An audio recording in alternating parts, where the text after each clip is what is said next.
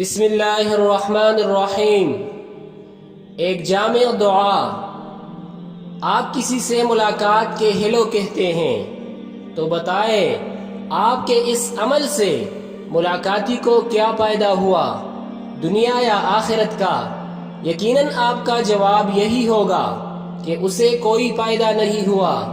لیکن اگر آپ السلام علیکم ورحمۃ اللہ وبرکاتہ یعنی آپ پر سلامتی ہو اور اللہ کی رحمتیں اور برکتیں ہوں کہیں گے تو آپ کے ان الفاظ سے ملاقاتی کو بہت فائدہ ہوگا، گویا آپ نے اسے 3 دعائیں دیں۔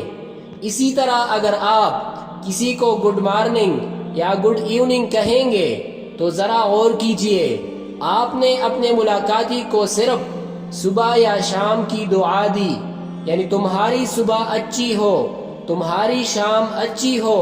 لیکن اسلام نے ہمیں جو کلمہ سکھایا وہ ایسا جامع کلمہ ہے کہ اگر صرف ایک مخلص مسلمان کا سلام اور دعا ہمارے حق میں اللہ تعالیٰ کی بارگاہ میں قبول ہو جائے تو انشاءاللہ ساری برائی اور تکلیف ہم سے دور ہو جائے گی، ہم دنیا و آخرت میں سلامتی پالیں گے، ہر امتحان میں کامیاب ہو جائیں گے۔